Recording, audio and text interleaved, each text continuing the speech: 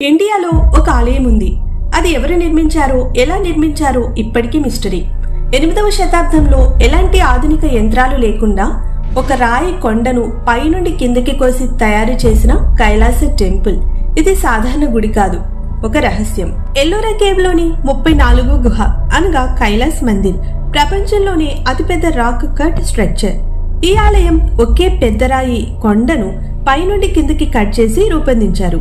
చరిత్రకారులు ఏం చెప్తున్నారంటే సుమారు 4 లక్షల టన్నుల రాళ్లు తొలగించాల్సి వచ్చిందని.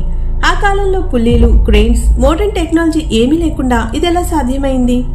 ఇంకా ఆర్కియాలజిస్టులు చెప్తున్నది ఏంటంటే ఆ రాళ్లను తీయడానికి 100 సంవత్సరాల కంటే ఎక్కువ టైం పడుతుందని.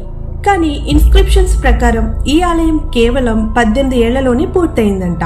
అంటే ఇది మనుషుల చేత ఒంటరిగా చేయడం సాధ్యమేనా? ఆలయంలోని శిల్పాలు, గోడలపై ఉన్న కథలు, పైకప్పులో ఉన్న కర్వింగ్స్ అంతా మైక్రో లెవెల్లో ఉన్నాయి.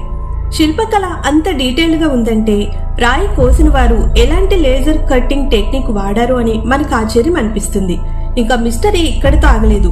సాధారణంగా ఏ ఆలయం నిర్మించినా ఆ రాజు పేరు, దానిని నిర్మించిన కార్మికుల పేర్లు చెక్కబడతాయి. కానీ కైలాస ఆలయంలో ఎక్కడా ఏ రాజు పేరు లేదు. ఇది రహస్యంగా నిర్మించబడిందా లేక దైవీయ సహాయం ఉందా అనే ప్రశ్నలు మిగిలిపోయాయి.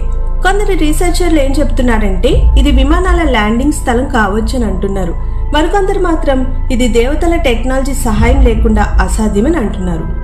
ఎవరు నిర్మించారో, ఎలా నిర్మించారో, ఇంకా ఎందుకు రాజుల పేర్లు లేకుండా వదిలేశారో ఇప్పటికీ ఎవరికీ తెలీదు.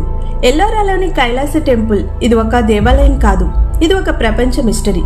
ఇలాంటి మిస్టరీస్ కోసం తెలుసుకోవాలంటే మన ఛానల్ ని సబ్స్క్రైబ్ చేయడం మర్చిపోవద్దు. Thanks for watching.